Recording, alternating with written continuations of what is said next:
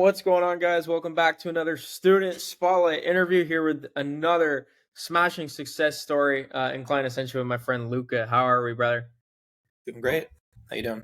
Awesome, man. Thank you for doing this, bro. We're gonna deliver a lot of value for our audience. I mean, this is not the typical case study interview where we're just sitting here having you brag about all the great results you're getting. We're gonna dive into the journey, what actually happened, some of the takeaways and key learnings that you have to share with other agency owners and maybe even other students that are currently going through client Ascension. So we're gonna have lots of fun and share lots of value here today. So Yeah.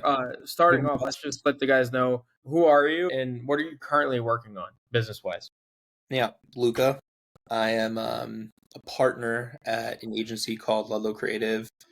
We're based in New York, but pretty much have team members, we're all remote.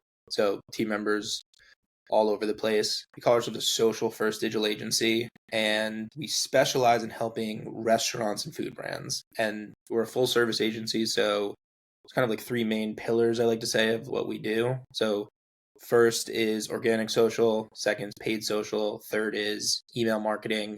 And since we are a full service agency, we pretty much do everything under that. So handle all the content creation, the copywriting, strategy, results, A to Z, really. Yeah, it's a top level view That's of awesome, man. what we do.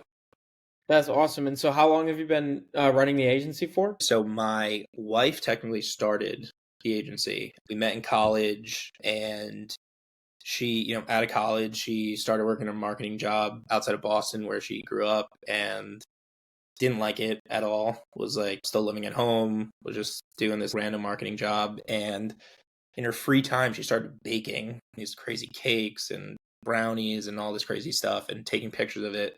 Built up a social media following from that, like a food account. She moved to New York, started getting invited to these influencer events and like influencer dinners. And then through that, her first like client, so to say, met someone there. Was like, oh, I do PR for this restaurant group. Why can't you do what you're doing for your social media for this restaurant group? And then right there, just got like 5 accounts. Wow. That allowed her to like quit her job. And then she pretty much just did it like solely as a freelancer. Like I was doing my own thing for like 2 years. And then after 2 years, the opportunity presented itself. I left what I was doing. And she was asking me for a while, like, do you want to come help me do this? Do you want to try to help me do this? And basically was like, all right, I'll give it, let's try it for 3 months. 3 months turned to 6 months, 6 months turned to a year. And now we've been working together for about 6 years and pretty much turned what was her just freelancing into an actual business. That's awesome, man. That's so cool. So in college, when you guys had met, like, were you already in the entrepreneurship game or was that pretty much new to you? Yeah. A little. So in college, me and 2 friends started like promoting local bars. We worked our way up. We were like literally promoting like local bars in Rhode Island. And then we started doing smaller concerts at like venues in Providence. Wow. Then we started doing bigger concerts at like literally the arenas in Providence and like, 5,000, 6,000 people. So we had an entertainment company, and then we had this idea where like we were frustrated because every event you're starting from square one. So we're like, all right, we're promoting this concert, and as soon as that concert's over, you just start the new one. No one knew who we were. You're starting the whole thing over again. So we were like, it would be really cool if we could brand a show. So we actually started a company called Aqua, me and one of the partners from that. And I did that for almost 5 years. So my senior year of college plus 3 years out of college, we did a US tour with Hardwell. We did a residency with Tiesto in Vegas one summer. And it's kind of how I got my start. I never really had a normal job, like a 9 to 5. I started that in college, did it right out of college. I realized that I just hated that whole industry though. I was like, I was traveling so much. I was like, this isn't sustainable. Yeah. Like, this is cool. Like, I was in college and when I was like early 20s, but like, as you start to get into like your later 20s, I'm like, what the hell am I doing? I can't be like, I flew out to Vegas 20 times one summer. I was like, I can't. Like, 20 times in one summer, bro. That's like enough for 10 lifetimes. Yeah, I'll never go back to Vegas. Like, I'm scarred after 3 trips. I can only imagine. I was just like, it kind of fizzled. And that whole industry is like it's so high stakes. You spend months on an event, you make a ton of money. Spend months on another event, lose a ton of money. So long story short, that's how I got into this whole entrepreneurial, wanting to have my own company sort of thing. That's awesome. Well, yeah, like compared to the I would say typical client Ascension student, like you have much more experience, you have a lot more background. You're not like a college student, which is like the typical profile when Yeah. students join a program like client Ascension. It's almost like a replacement for university for a lot of these guys. So I guess for you, and it's not to say like we haven't had people like yourself or older guys as well. There's a great variety in there, but like I'm interested to hear like how did you even hear about client Ascension? And because you were in business for quite a while before it, what was the big selling point that I guess grabbed your attention and made you want to join something like Client Ascension? Yeah, I think it's like what you said. I feel like I went to school for communications and I never did anything with it. Learned Like, a lot. Probably yeah, use like your I degree like every day, right? the most thing I got out of school was like how to meet other people and networking, and I started all of those businesses from people I met in school Yeah. and built all those relationships from people from my university.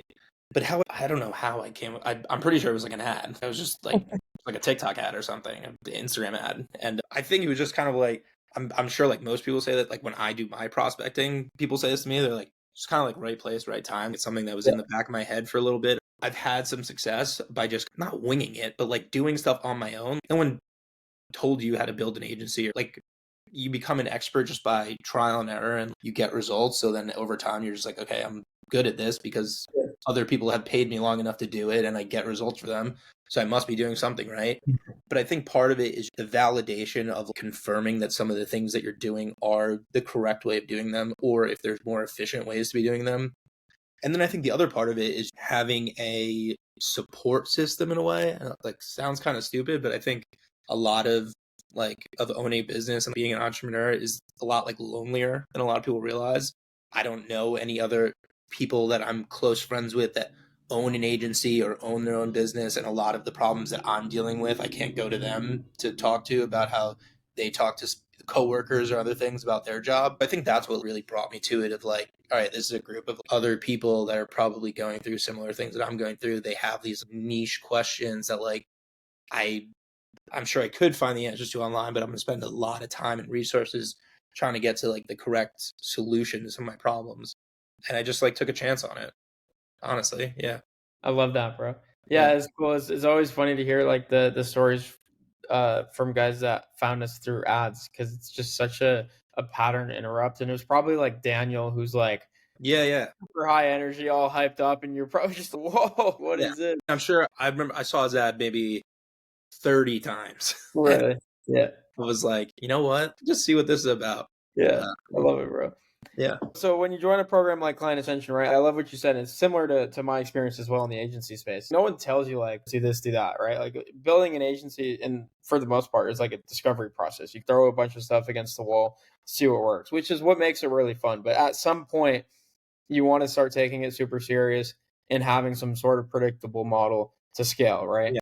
And so, what were some things that as soon as you joined the program, you started to implement in your business to make it more predictable and to start to grow it consistently? I think we really had all the pieces in place. So I don't think, which might be different from some of like other client ascension students where we had the fire was already going and client ascension was just like throwing more wood on it really.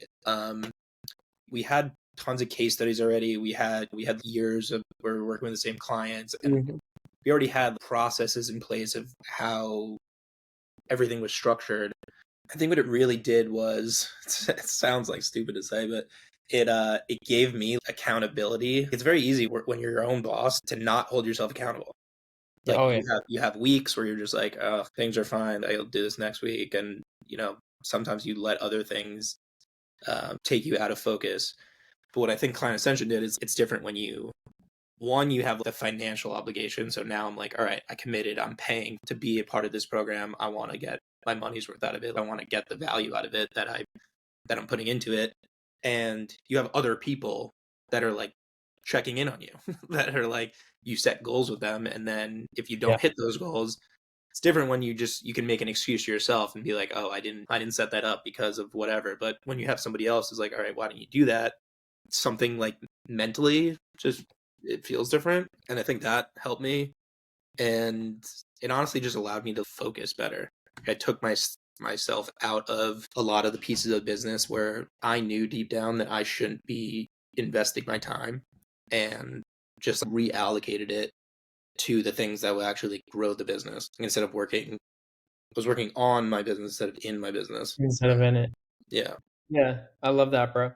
And I think the accountability factor is so key, right? Like with your dedicated student success coach, Andy, like just Yeah. there to constantly remind you, hey, did you do this? And there's definitely times, and you probably felt this like with any good coach in your life where you're just like, screw off, man. Like, just stop messaging Yeah. me. I get annoyed.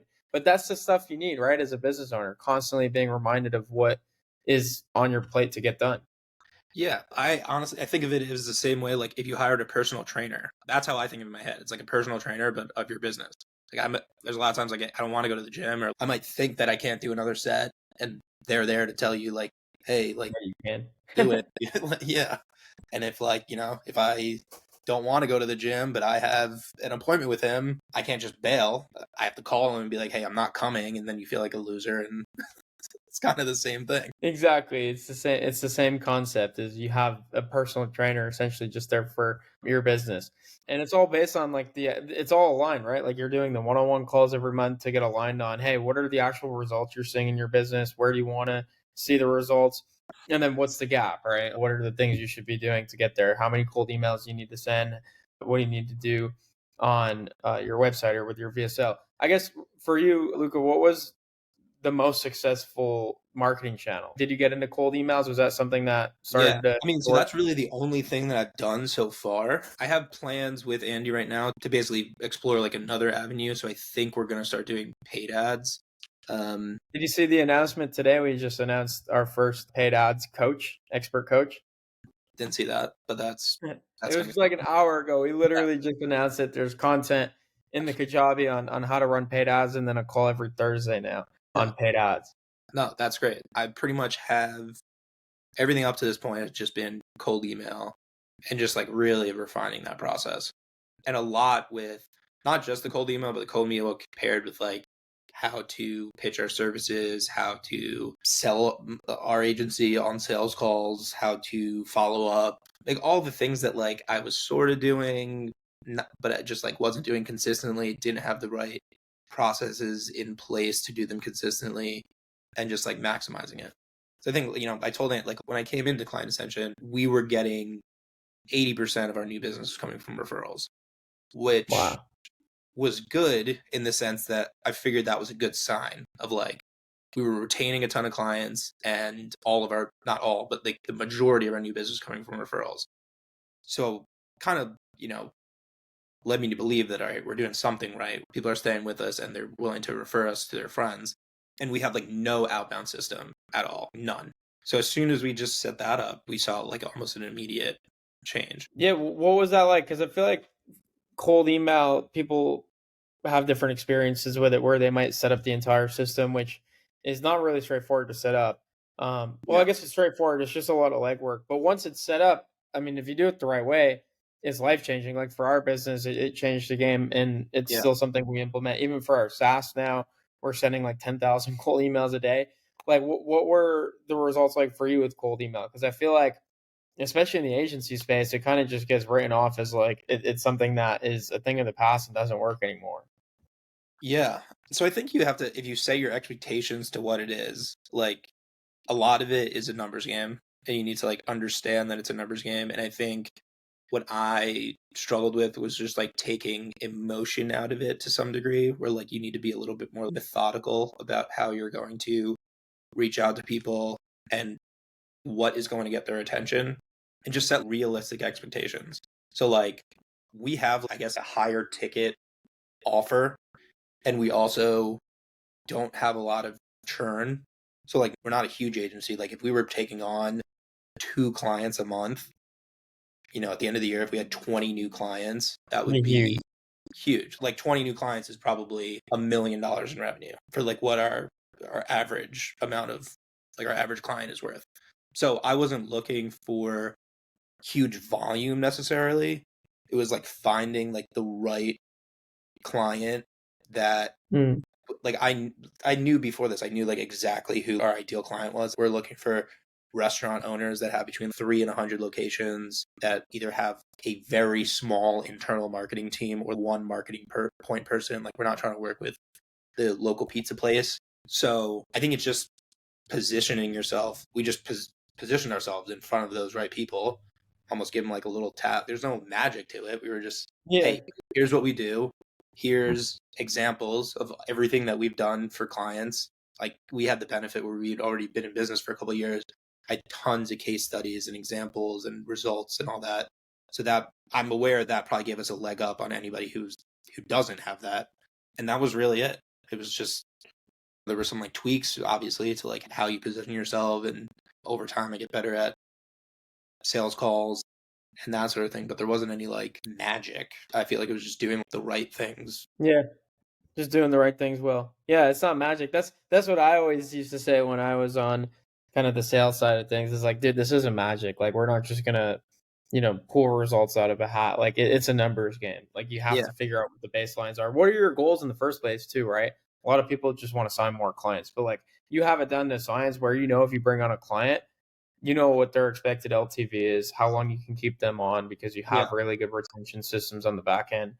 And so it all makes sense, and you can work backwards and crunch the numbers and make it make sense for your business to Yeah. continue. I also think So another big thing is, and again, I recognize this because we've already been in business for a while. It might be easier for me to say than for someone who's just starting out, but we say no to people. If someone's not the right fit, we say no. Or I'll politely say, I don't think we can help you right now, but if you say you're opening a couple more locations this year, come back to us in the fall. Just from personal experience, we know it's not, it ends up being a lose-lose. I might be able to keep a client, like keep them and like get them to sign, and they stay with us for 3 months, and then they realize there's no return, and it takes all our time to onboard them and all of that. It's not worth it. love it. Yeah, that's like a maturity thing, right? Because most new agency owners are just going to take on any client they can get their hands on because they're kind of in that desperation mode. Yeah. But when you're able to delineate, like, this is someone I want to work with and know I can help versus, hey, this person's not qualified, that's when you can bring on clients and have a client roster that is paying you for months or even years. I think a really interesting thing that I'm learning from this interview is like that we always get this objection that like client ascension is for beginners and it's for people that want to go to like 10K a month with their agency. But I've seen time and time again that some of the most successful students are the ones that have a lot of business experience and a lot of knowledge and just a lot of legwork built up before joining the program. Maybe they're already doing a bunch of things. They've signed clients. They know how to do sales. They know what their offer is. Like, none of that has to change. But they join the program, and like you said, it's just like adding gas to the fire. And so, Yeah. what you say to someone that is further down the line with their agency, they're not where they want to be yet, but they're looking at a program like Client Ascension, and to them, it almost looks like a beginner program. Because to me, it sounds like no matter where you're at in your agency, if you come in with the right mindset and the right, I guess, expectations of what can happen, it can really work for you. Yeah. I think everyone's like, where everyone's at is probably a little bit different. What I think Client Ascension did really well at was helping like the same like strategies that apply to helping you get your first client, they still apply to help you get your 20th client. And if anything, it's just a lot easier to get the 20th than the first. The difference was we had kind of done it all through just like luck or grind, or we had just done it very like grassroots where we didn't have any sort of like sales system in place, which might not be the case for a lot of agency owners. I feel like even how we started was just like we started and my wife just signed 5 accounts at once. I'm Well, guessing that isn't happening for 99% of people. But I think all the same strategies applies of how you would start an agency, and a lot of them are how you would grow them, as long as you aren't using those systems already. For us, it made sense because our problem was I didn't want to solely rely on referrals. After a while, you realize, all right, you have to actively get new clients. And if you become so reliant on referrals, some months you get 5 referrals, some months you get 0. And as I was trying to scale the business, it makes it very difficult to do that when you don't have any predictability. So that kind of led me to being like, all right, I need to put a system in place where I can have some sense of predictability, keep trying to get referrals, but like, how can I bridge that gap between 0 and 5 and make my average 2? If you're in that scenario, it wouldn't matter how many clients or how big your agency was. I don't see why these strategies wouldn't work and helping you get more.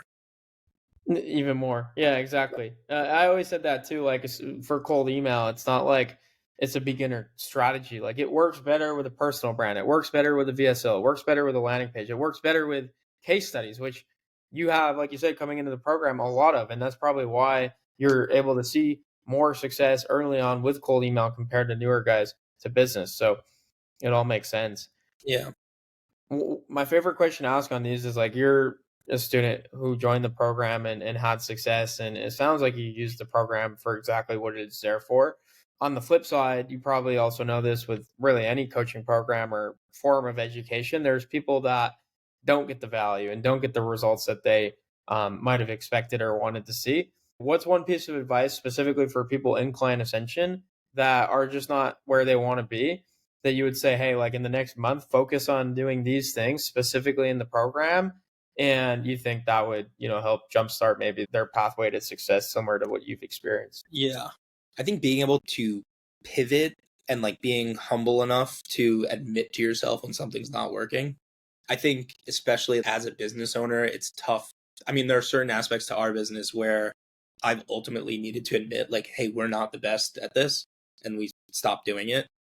And no one ever likes saying, hey, I'm not very good at this. Like that's Yeah. that's like a tough thing to admit to yourself. Yeah. So I feel like if you're not getting the results that you want to get, be open to try doing something different. You can't expect anything to be like magic. The thing I told my clients, I was like, look, if social media worked for everybody, then everybody would just hire a social media manager and their business would be successful. Or if paid ads work for everybody, you just start running Facebook ads and like your store would be successful. Like that just isn't the case. Like No. when a restaurant hires us, like we're not magic. If you have bad food and bad customer service or you have a bad location or something else, the best marketing, like I could take the best pictures and best ads and bring the biggest influencers in, and your business isn't going to be successful.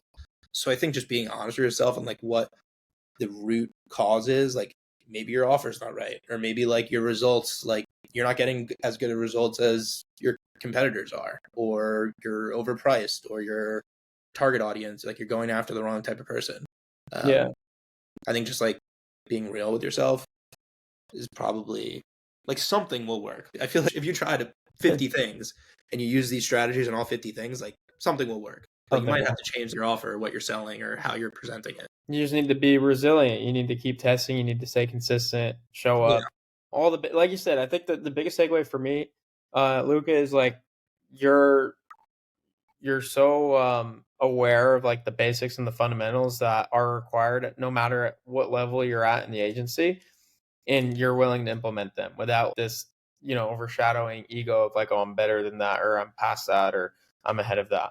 And I think that's a really big blocker for a lot of guys. And so if people are listening in and they find themselves kind of stuck or just not able to unlock or achieve that next level of success, look at what got you to where you're at in the first place and just do more of those things, right? And maybe it means you need to go out and have someone hold you accountable, or if you're already in client ascension, like ask your student success coach to hold you more accountable if they're not already, and that should definitely help unlock some of those next levels. You've also been in the agency space for quite a while, which I think is really cool. And so outside of like client ascension and education, like what's one piece of advice you'd have for someone that's trying to start an agency business? It's a good question. I think optics go a long way of just like there are little things that we used to do starting out that give the perception of higher value. So making sure, when you send over a proposal that it's like it looks nice, like it looks like something that is worth the amount of money, or Yeah. even if it's just you could say things like I used to say things like, "Oh yeah, I got to check with my partner. It was just me and my wife." Like but it makes it seem like there's a higher value that you are providing. I know it's kind of like in that fake it till you make it sort of thing. And if you're really just starting out, you don't really have anything to lose.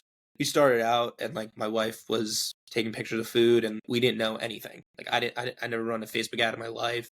Someone, they come to us and they say, "Hey, can you run our Facebook ads?" Sure, no problem. We do that all the time. I know how to do it. Spend a weekend where I'm watching YouTube videos for 10 hours a day, just like learning how to do Facebook ads. And then you end up doing it for them a lot. Sometimes you'll fail. Sometimes but I think a lot of times if you just have the determination to do it, you can figure it out. And getting your foot in the door is the hardest part by far. I think once you can get somebody to like agree to work with you, and they kind of like they mentally accept that they're going to start some sort of like business relationship with you, they give you more leeway. Once you make the sale, you have a little bit more leeway to keep it going. Yeah, exactly. Exactly. Like you just got to give yourself a chance, like you're saying, to provide and to deliver a high Yeah. level of service for these people is the Yeah. biggest thing. Yeah. The basics of business, like stuff that has nothing to do with the service that you're actually providing, like being responsive, doing the right thing, telling the Just truth. actually caring. Yeah. Building relationships with your clients goes like a way longer way than most people realize. And I tell our account managers from just like a point blank, people don't like firing people that they like. If you're a dick and you're hard to work with and you're not doing a good job, you're super easy to get rid of. But if you are really nice and trying, and sometimes a campaign just doesn't work out your way, if you have that relationship and you genuinely care about the client and like what you're doing, that could be the difference between, retaining them and not. Absolutely. Yeah, it's all relationship management. I've been really enjoying this conversation just because it's so true. Like you go through so many years and so many experiences and so many clients in business to realize that it's really like back to the basics. Yeah. Um, like relationship management it's H to H, right? A lot of people say B2B, but like I've heard some of the greatest entrepreneurs and something that Taylor Welch teaches all the time. It's H to H, like it's human to human, Yeah. and if you treat every relationship and client like that, Yeah. it'll go a long way. And I think when we started, it was me. I had those personal relationships with every Yeah, client. And then as your agency gets bigger, now it's my job to make sure that the people that work for our agency, they're building those relationships. Like they're and you have actually, to build that relationship yeah. with them so that they can pass it I along, need right? to, tell them how important it is to check in on stuff, ask how the stuff is going, show a genuine interest Yeah. in And their business. it's fun being in that role because you can show them how to do that by doing that with them. I feel like Yeah. the biggest misconception people have when they get into the manager role is like, oh, I'm telling someone to do something, but they're not doing it. And I'm like, well, are you setting a good example? Like you're telling this person to like care about the client, but you're not caring about your team member. Like, Yeah. so like you're not showing them what care and level of service looks like. So there's a great book that we did like a team book club on called Unreasonable Hospitality, and Oh it yeah. just talks so much about pour into your team so they can go out and pour into your Yeah. clients, right? People just have it the other way around. And they'll see the return on it too. It's way more pleasant to work on a daily basis and interact with clients that you get Don't along hate you. with and can joke around with and have some sort of personal relationship with, and just, dry, raw number meetings. It helps everyone enjoy their job more. Absolutely, bro. Absolutely. Yeah, this has been awesome. Like I said right in the beginning, this is not going to be your typical case study. This is going to be more so like just pulling gems from someone like Luca, who's just had a lot of experience and success. As at this point in the interview, everyone's clearly seen and can appreciate. So, last things All right. before we wrap it up, where can people find you, follow you, and learn more about working with you? Just because I feel like at this point, you've just dropped a lot of gems, and you're someone that these guys should be following. I know. I don't really do I don't do much on social media, which is an issue.